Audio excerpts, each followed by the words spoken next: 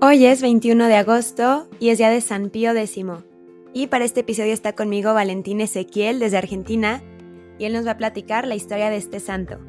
Bienvenido, Valentín, muchas gracias. Hola Mariel, muchísimas gracias por la invitación y para mí es un honor enorme. Para mí es uno de los papas más importantes de la Iglesia en estos últimos siglos.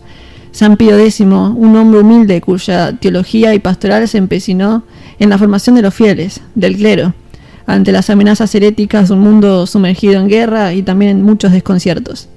Yo le suelo llamar el Papa pobre, debido a sus raíces. Un hombre humilde, pero que tenía bien en claro la verdad de Dios, siendo un pastor para la Iglesia, en donde el Espíritu Santo manifestó con muchos de sus dones y carismas, llevando entre otras cosas a encíclicas que fueron un antes y un después en la Iglesia y a reformas que hasta el día de hoy, por ejemplo, continúan. Giuseppe Melchiorre Sarto nace el 2 de junio del año 1835 en un pequeño pueblo llamado Riese, en Italia, y es el segundo hijo de 10 de la familia Sarto. Sus padres se llamaban Giovanni Battista Sarto y su madre Margarita Sansoni. Su padre se desempeñaba como cartero y su madre era costurera. Giuseppe nace en una familia muy humilde. Imagínense que criar y educar a 10 hijos con estos trabajos no muy bien remunerados era toda una travesía y mucho más en esa época. Fue en Riese donde empezaría su educación primaria, recibiendo, por ejemplo, sus primeras lecciones de latín por quien era su párroco. De pequeño su padre muere y Giuseppe piensa en dejar su formación educativa para trabajar y ayudar a su madre en el mantenimiento de la casa. Pero el 20 de septiembre del año 1850, a sus 15 años, le es impuesta la tonsura, y el obispo de Treviso le consigue una beca en el seminario de Padua para que siga sus estudios allí, a lo que su madre obviamente apoyó con muchísimo esmero. Es así que el 22 de diciembre del año 1851 y el 6 de junio de 1857 recibió las órdenes menores. El 19 de septiembre de 1857 el subdiaconado y el 27 de febrero de 1858 el diaconado. Para gloria de Dios es ordenado sacerdote el 18 de septiembre del año 1858 por el obispo Giovanni Antonio Farina de Treviso. Fue nombrado párroco en Tómbolo y allí desempeñó su tarea pastoral. Se cuenta que los fieles sentían un ardor enorme en su corazón cuando este santo hombre predicaba. Todos decían unánimemente que se sentía gran amor cuando Giuseppe hablaba de la sacrosanta Eucaristía o de la ternura de la Virgen María. Fieles que se habían alejado de la iglesia volvían, y él como padre amoroso aconsejaba y corregía a todos a quienes se acercaban a su parroquia, que allí estuvo hasta el año 1857, cuando fue nombrado arcipreste de Salzano y canónigo de la Catedral de Treviso. Desde 1875 fue rector del seminario conciliar de esta ciudad, y en 1879 lo nombraron director espiritual del mismo, y también canciller de la curia episcopal trevisana, examinador prosinodial y vicario capitular. Con esto podemos ver cómo Giuseppe tenía grandes capacidades, no solamente pastorales y una clara visión espiritual, sino también que poseía una gran, pero muy gran inteligencia. El 10 de noviembre del año 1884 es nombrado obispo de Mantua, y posterior a 10 días es consagrado vicario general de Roma. Tal era su cercanía a la verdad de Jesucristo, que el Papa León XIII lo nombró asistente al trono pontificio. Finalmente, el 12 de junio de 1893 fue nombrado cardenal de la Iglesia Católica por el Papa León XIII. Y luego de esto fue también promovido a Venecia para ser patriarca de Venecia. Pero esto tuvo que esperar, ya que el gobierno italiano tenía potestad también de opinar y de elegir el patriarca de Venecia. Y así estuvo varios meses hasta que Giuseppe pudo finalmente tomar el poder de la sede patriarcal. Así siguió su trabajo como cardenal, pero el 20 de julio de 1903 el mundo se despertaba con la triste noticia, que el Papa León XIII, a sus 93 años de edad, había fallecido, lo que luego de los protocolos pontificios de sepultura del Papa se daría comienzo a la elección de un nuevo pontífice romano en el cónclave. Este cónclave se llevó a cabo en 4 días, sucediendo 7 sesiones de voto en estos nombrados días. En un principio el cardenal Sarto no era el favorito al trono de San Pedro, pero sucedió una polémica con el cardenal favorito, Rampolla, que se vio perjudicado por el derecho ius exclusive. Este derecho daba potestad a algunos monarcas católicos de Europa a vetar a algún cardenal durante el cónclave. En este caso, quien hizo uso de ese derecho fue Francisco José I, el emperador de Austria, y a pesar de que Rampolla no renunció al derecho de ser elegido papa, Este obviamente fue perdiendo votos.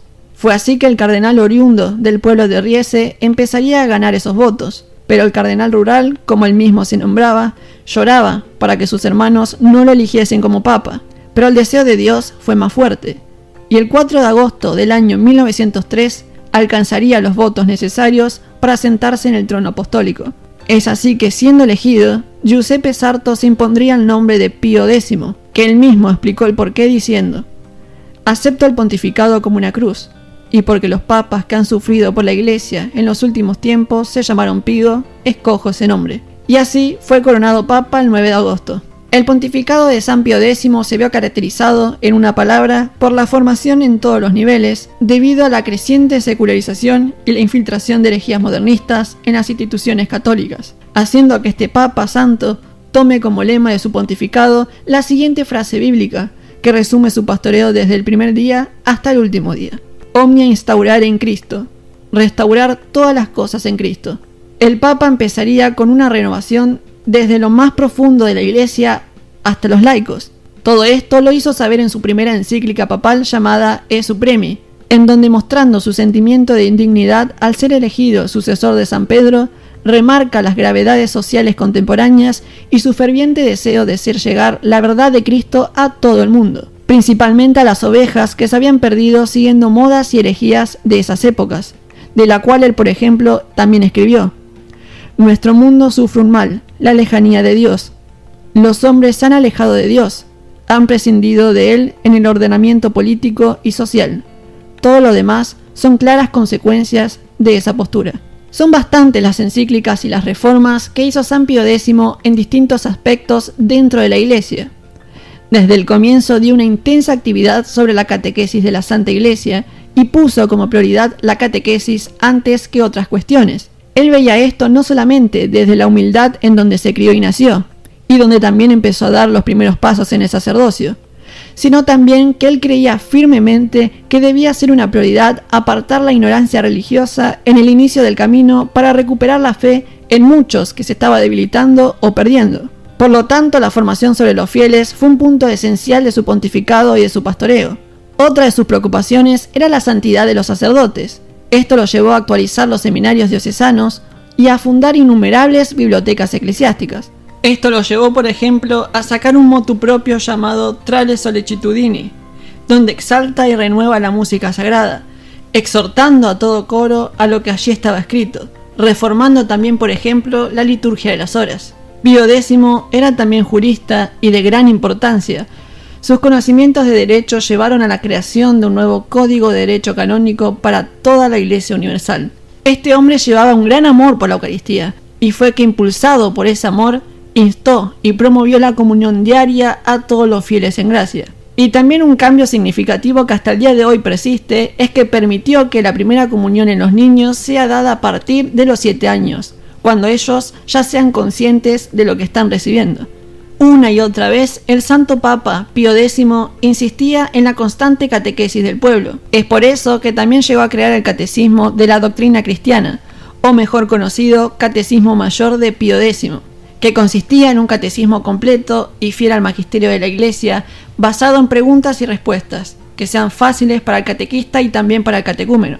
Su principal obra, que hasta el día de hoy es recordada, es la Pascendi Dominici Gregis. Es una encíclica papal que denuncia fuertemente y analiza críticamente las doctrinas heréticas del modernismo, que se estaban infiltrando en la Iglesia y en la formación católica, como por ejemplo el relativismo o ciertas interpretaciones de la realidad social del mundo y de la Iglesia, que en el estudio de la fe se corrompían con errores que lastimaban la doctrina de la Iglesia y por lo tanto las almas. Personalmente es un documento que recomiendo leer muchísimo hoy en día, más que nada, ya que las herejías volvieron a tomar un papel protagónico.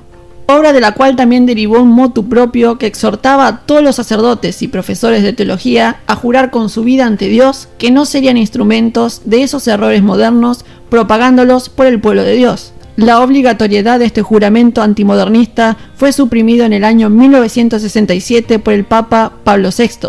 El 7 de junio de 1912 lanza la encíclica Lacrimabili Statu sobre los pueblos indígenas de Sudamérica, en donde denuncia los abusos sobre los pueblos originarios e insta con total autoridad a laicos, sacerdotes, obispos y autoridades estatales a respetar y a ayudar a estos pueblos y a la evangelización de los mismos. Este papa estuvo muy pendiente de los pueblos indígenas. De hecho, hay una historia entre el Papa Pío X y el beato argentino salesiano Seferino Namucurá, que era originario mapuche, en donde el joven va de visita a Roma, conoce al Papa y le regala un poncho mapuche. El Papa pone a su disposición también a sus médicos privados para tratar la tuberculosis que el joven transitaba, por lo que fue Pío X un constante animador a las misiones de la Iglesia. Este hombre estaba no solamente enamorado de la Eucaristía, sino también de la Santísima Virgen María. Se comenta que todos los días rezaba frente a las grutas de Lourdes que están en los jardines del Vaticano, y que en sus manos llevaba el Santo Rosario, e interrumpía cualquier conversación para invitar a sus interlocutores al rezo del Ángelus. Tal era su amor por la Virgen que en los 50 aniversario de la proclamación del dogma de la Inmaculada Concepción, escribió una hermosa encíclica llamada Ad Diem Illum Letissimum, que significa aquel alegre día. Este santo hombre falleció a los 79 años el 20 de agosto de 1914 en el Palacio Apostólico de Roma, debido a un infarto agudo de miocardio. Fue beatificado el 3 de junio de 1951 y canonizado el 3 de septiembre de 1954 por el Gran Pío XII. Como dije al empezar, San Pío X es uno de los papas que más admiro, no solo por su inteligencia y su ímpetu en la formación de los fieles, desarmando completamente las distintas herejías que iban apareciendo, cosa que hizo que lo proclamen como patrono de los catequistas, sino también por su humildad, su sencillez y su amor por Cristo. Su gran tarea en tiempos difíciles en el mundo hizo que hasta el día de hoy sea un hombre cuya intercesión sea pedida constantemente. Así que, Mariel, si me lo permitís, cierro este santo del día invocando su intercesión diciendo: Padre, te pedimos que siguiendo el ejemplo de San Pío X podamos imitarlo y seguir su fe, su voluntad, su amor por ti y hacer llegar a Cristo a todas las naciones, procurando poner gran hincapié en la formación nuestra y la de nuestros hermanos. San Pío X ruega por nosotros.